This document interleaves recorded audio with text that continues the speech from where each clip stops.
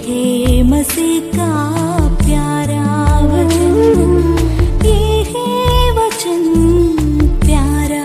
परमेश्वर के धन्य नाम की महिमा हो। प्रभात मनन के सत्र 2296 में आप सभी का बहुत ही विनम्रता के साथ स्वागत करता हूं। आइए आज के मनन के लिए हम पढ़ते हैं याकूब अध्याय 5 पद 1। है धनवानों, सुन तो लो, तुम अपने आने वाले क्लेशों पर चिल्ला चिल्ला कर रो। बहुत ज्यादा धन मिलना या धनी होकर जीने की सौभाग्यता मिलनी आदि ईश्वरीय आशीषों का एक बड़ा प्रमाण के रूप में यहाँ तक बहुत ज्यादा मसीही लोग भी विश्वास करते हैं। लोगों के मनों में इस प्रकार की सोच को डालने में बहुत सारे तथाकथित प्रचारकों का भी हाथ है। बहुत सारे मसीहियों की प्रार्थना भी प्रभु से यह है कि कैसे भी हो प्रभु ने धनी बना दिया जाए। परमेश्वर के द्वारा निर्धारित विधि व्यवस्थाओं के अनुसार धन कमाना और धनी हो जाना कभी भी पाप नहीं है। बाइबल में सूचित किए गए परमेश्वर के कुछ बड़े भक्त लोग धनी थे। अय्यूब, जिसका जिक्र इसी अध्याय में भी है, उनमें से एक है। अब्राहम भी बहुत धनी था। यीशु मसीह के प्रेरित मत्ती और कुलुसी कलीसिया के फिलेमोन आदि लोग भी प्रथम शताब्दी के कुछ धनी विश्वासियों में से थे।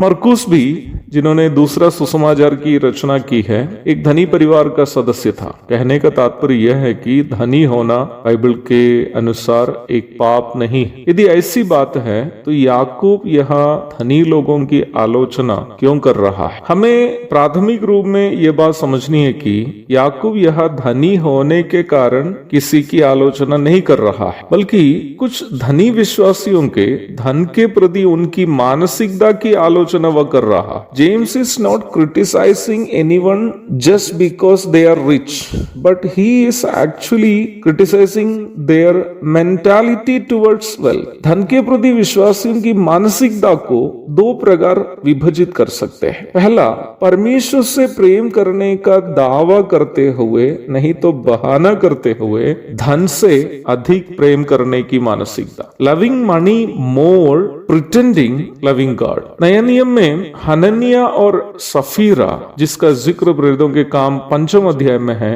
और पौलुस के सहकर्मी देमास, जिसका जिक्र 2 तीमुथियुस 4:10 में है, इस मानसिकता के मसीही विश्वासी थे। दूसरी मानसिकता, धनी होते हुए भी धन से अधिक परमेश्वर से प्रेम करना। Loving God more even when being rich.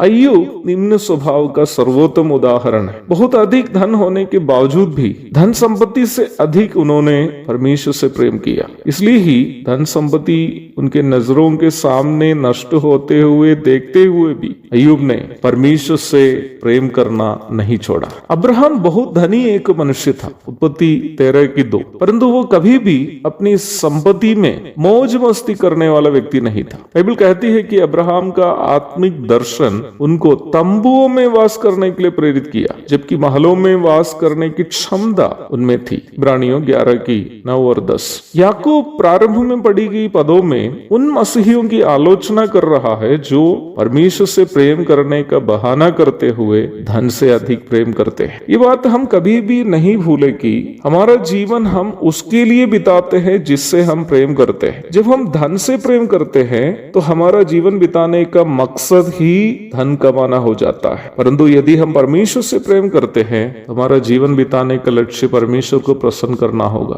कहने का सारांश यह है कि धन से प्रेम करने वाले एक व्यक्ति कभी भी परमेश्वर से प्रेम नहीं कर पाएंगे। लूका 16:13 में हमारे प्रभु यीशु मसीह स्वयं इस बात को स्पष्ट करते हुए आप देख सकते हैं। फारिसी लोग प्रभु से नफरत करने का एक कारण भी लूका 16:14 में हम इस प्रकार देखते हैं कि वे लोग धन के लोभी थे। 3.5 वर्ष यीशु मसीह के संग संग चलने के बावजूद भी यहूदा प्रभु के साथ इसलिए धोखाधड़ी की क्योंकि वह धन का लोभी था।